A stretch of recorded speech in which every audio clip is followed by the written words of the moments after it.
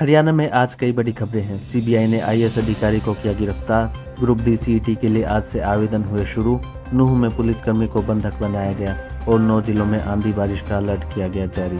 नमस्कार, स्वागत है आपका हरियाणा अखबार में। आज है 19 जून 2026, दिन है गुरुवार। आज शाम की बड़ी खबरों से शुरुआत करते हैं। सीबीआई ने आईएएस अधिकारी आर.के. सिंह को गिरफ्तार किया है। 657 करोड़ के बैंक घोटाले में हुई बड़ी कार्रवाई। ग्रुप डी सीईटी के लिए आज से आवेदन हुए शुरू। 3 जुलाई तक मिलेगा मौका। लगभग 15 लाख आवेदन की है उम्मीद। नूह में पुलिसकर्मी को बंधक बनाया गया। हत्या आरोपी को भीड़ ने छुड़ाया। एक गिरफ्तारी। 9 जिलों में आंधी और बारिश का येलो अलर्ट। पिछले हफ्ते से 50% ज़्यादा हुई बारिश। गुरुग्राम में 40 परिवार हुए बेघर। डीएलएफ फेज 3 में इमारत को किया गया सील। नीट अभ्यर्थियों को 21 जून को हरियाणा रोडवेज में मुफ्त यात्रा। वर्ल्ड बैंक की मदद से 5,700 करोड़ की जल प्रबंधन परियोजना को किया गया शुरू।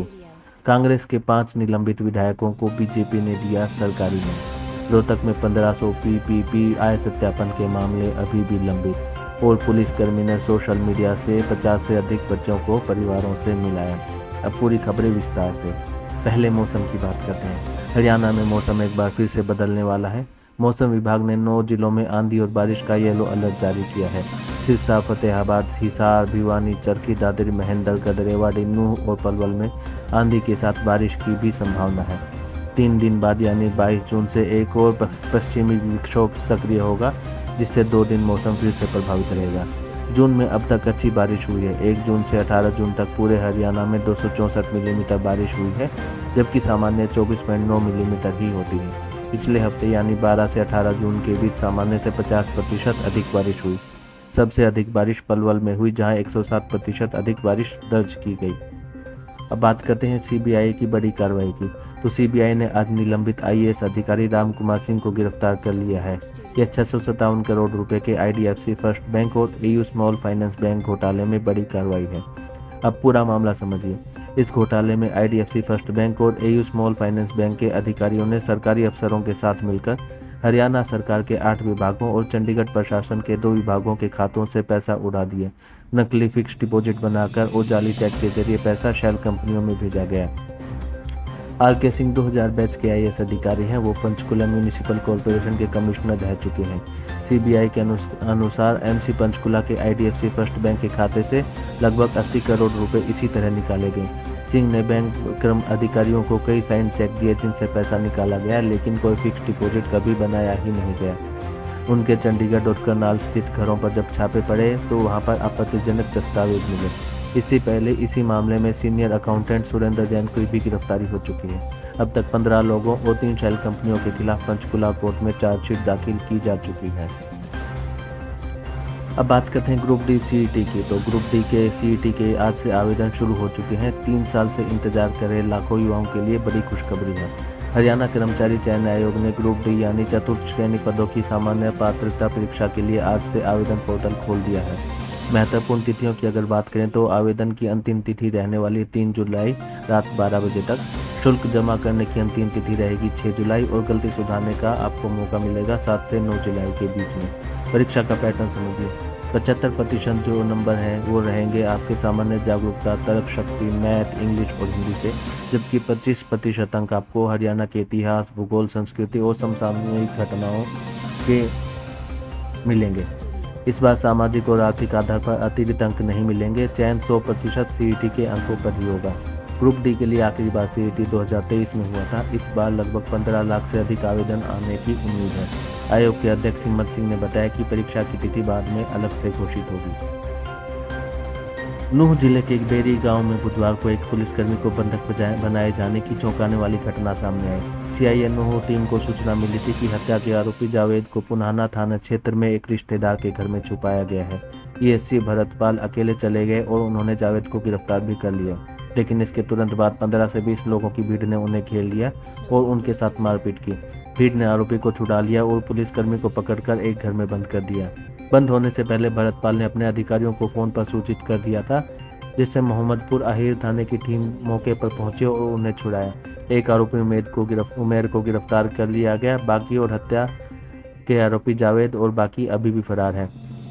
ताउडू के डीएसपी अभिमन्यु लोहान ने बताया कि सरकारी काम में बाधा, आरोपी को छुड़ाने और गलत तरीके से बंधक बनाने के मामले में एफआईआर दर्ज कर ली गई है। अगर राजनीति की खबरों की बात करें तो कांग्रेस के 5 निलंबित विधायकों को बीजेपी ने सरकारी मंच दिया है। 21 जून को अंतर्राष्ट्रीय योग दिवस पर हरियाणा भर में सरकारी कार्यक्रम होंगे। इन कार्यक्रमों में बीजेपी सरकार ने उन कांग्रेसी विधायकों को भी विशेष अतिथि बनाया है जिन्हें कांग्रेस ने राज्यसभा चुनाव में क्रॉस वोटिंग के आरोप में निलंबित किया हुआ है। ये 5 विधायक हैं नारायणगढ़ की शैली चौधरी, साठौरा की रेणु बाला, दतिया के जर्नैल सिंह, पुन्हाना के मोहम्मद इलियास और हथीन के मोहम्मद इसराइल। हर विधायक को उन्हीं के क्षेत्र में कार्यक्रम की जिम्मेदारी दी गई है। राज्यसभा चुनाव विवाद के बाद यह दूसरा बड़ा मौका है जब इन विभागीय विधायकों को सरकारी कार्यक्रमों में प्रमुखता से शामिल किया गया है। मुख्य जो कार्यक्रम होगा वह पंचकुला में होने वाला, जहां सीएम नायब सिंह सैनी और बीजेपी की प्रदेश अध्यक्ष डॉक्टर अर्चना गुप्ता मौजूद रहेंगी। वहीं विपक्ष के नेता भूपेंद्र सिंह हुड्डा ने सोनीपत में कहा कि केंद्रीय शिक्षा मंत्री धर्मेंद्र प्रधान को इस्तीफा दे देना चाहिए। वह पेपर लीक मामले में पूरी तरह से विफल रहे हैं, उन्हें नैतिक जिम्मेदारी देते हुए इस्तीफा देना चाहिए।